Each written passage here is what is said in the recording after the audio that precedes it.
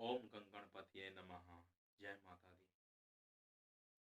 तमाम फॉलोवर्स को मेरा अनंत अनंत बार प्रणाम। हरिओम शिव शक्ति चैनल पर आप लोगों का एक बार फिर से स्वागत है। आज मैं एक बार फिर से नए टॉपिक के साथ इस वीडियो में उपस्थित हुआ हूँ। तमाम यूट्यूबर्स को और तमाम सब्सक्राइबर्स को और यूट्यूब की होल वर्ल्ड की जो टीम है उसको मेरा अनंत अनंत बार प्रणाम। आज का विषय है कि कुदरत की शक्ति हमें देखी नहीं। मतलब कुछ व्यक्ति ये कहते हैं कि कुदरत की शक्ति कहाँ है, हमें तो उसका पता नहीं। भजन सुमिरन भी करते हैं, कहीं दिखाई नहीं देती।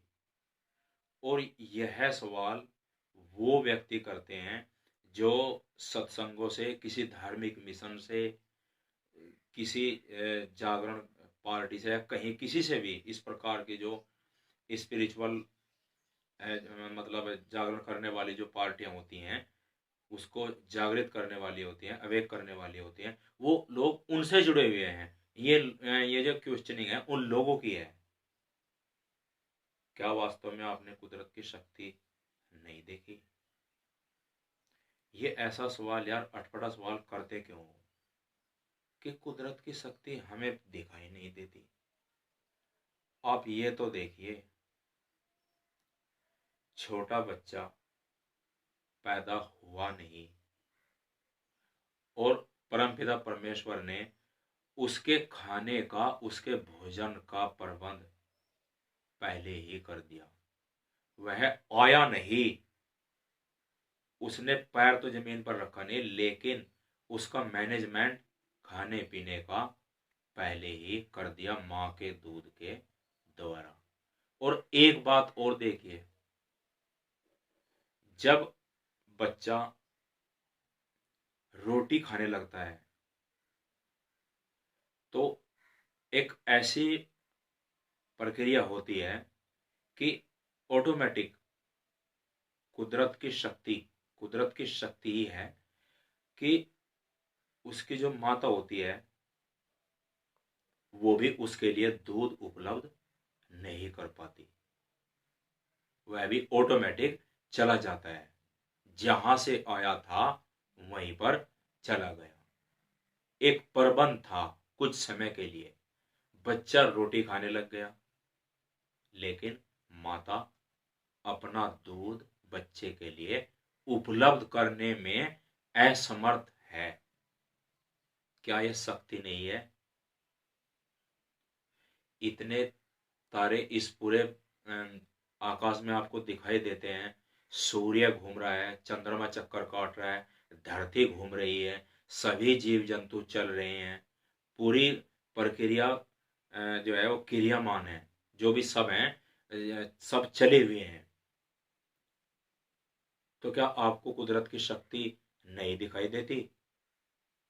जमीन के अंदर गन्ना बोया गया, कोई भी बीज बोया गया, आपने गेहूं के कुछ चंद दाने बीज के रूप में जमीन में बिखेर दिए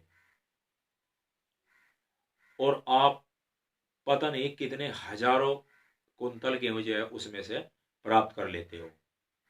क्या गेहूं जमीन के अंदर दबा हुआ है? उसकी मर्जी की बात है कि आपको वो ना दे। आप चाहे धान बोएं, चाहे आप गेहूं बोएं, चाहे आप सरसों बोएं, चाहे आप गन्ना बोएं, अगर उसे नहीं देना है, क्या आपने जमीन के अंदर आपने वहां पर रखा है? यह सब उसकी माया है, उसकी शक्ति है। हमें तो शक्ति देगी नहीं। वही जो आम खट्टा होता है वही आम मीठा लग रहा है, उसका स्वाद मीठा हो गया। क्या ये शक्ति नहीं नजर आती? हमें तो शक्ति देखी नहीं। जमीन के अंदर गन्ने का प्लांटेशन कर दिया गया, ठीक। और अब गन्ने का जो पौधा है वह हरा है, कहीं तक कोई भी उसके अंदर उसका जो स्वीटनेस है वो नहीं है, लेकिन उसके अंदर स्वीट कहां से आया, स्वीटनेस कहां से आया, चीनी कहां से आई? क्या हमने जो गन्ने का जूस है उसको जमीन में नीचे दबा रखा है? आप लोगों ने दबा रखा है क्या? नहीं ना। यह शक्ति है। हम सबके लिए वह परमपिता परमेश्वर हर वक्त हर पल निवाले खाने के उपलब्ध कर रहा है। अलग अलग प्रकार के फल पैदा कर रहा है। अगर उसकी मर्जी यह होगी कि मैं पैदा ना करूं तो नहीं होगा। कई बार आप देखते हो कि आप प्लांटेशन भी कर लेते हो, बीज भी बीज देते हो, लेकिन उसके बाद भी फसल नहीं हो पाती। किसकी मर्जी? परमपिता परमेश्वर की। शक्ति हमें देख ही नहीं सकती कहां गई। यह शक्ति ही तो है। तमाम चीजें चलायमान हैं। सभी जीव जंतु उसकी मर्जी से चले हुए हैं। सभी क्रियामान हैं। उसकी मर्जी के बिना एक भी सांस अतिरिक्त नहीं मिल सकता। कहते हैं सवाल फिर खड़ा है कि शक्ति हमें देखी नहीं। भैंस का टेस्ट किया गया, आदमी का टेस्ट किया गया, खोपड़ी को चीरा गया, देखा गया कि खंड पिंड ब्रह्मांड कहाँ है, कहीं भी नहीं मिला। भैंस को चीर कर देखा कि दूध कहाँ है, कहीं भी नहीं मिला। यह सब उसकी शक्ति है, उसकी माया है। क्या हमने भैंस के अंदर कुछ ऐसा चीज, ऐसा पदार्थ दिया जिससे मतलब हम खुद जानते हो कि ये तो पक्का ही होगा, दूध मिलना ही मिलना? आप तमाम चीजें करके भी दूध हासिल नहीं कर सकते। तो ये परमपिता परमेश्वर की शक्ति है। उसे हमें ये सौगात प्रदान करनी है। हम इसके हकदार हैं क्योंकि हम टॉप ऑफ द क्रिएशन है, अशरफ उल मखलूकात हैं, सृष्टि के सरताज हैं, सृष्टि के सिरमौर हैं। हमें ये चीज मिलनी है। अच्छे कर्मों के कारण उसने हमें ये सौगात बख्श दी। ये सोच करके मत चलिए कि सभी व्यक्ति को सभी फल मिलेंगे, सबके नसीब में सारे फल हैं, दूध है, घी है, तमाम मिठाइयां हैं। ऐसा नहीं है। ये आप गफलत में मत रहिए। जिसको उस मालिक ने ये तमाम सौगातें नहीं देनी, उसे नहीं देता। क्या कर सकते हो आप उसका? बताइए। यह तमाम उसकी शक्ति है।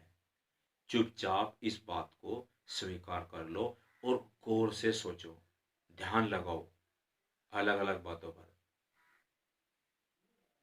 तो ये तमाम चीजें देखकर पता चलता है कि हमने गेहूं में धान, गेहूं और गन्ने का जूस, चीनी, शक्कर, ये तमाम चीजें नहीं दबा रखी हैं।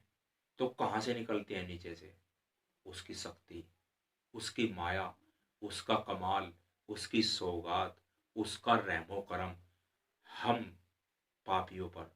हम पापी हैं, अपराधी हैं, चौबीसों घंटे मन वचन कर्म से पाप जुल्म अपराध करते रहते हैं।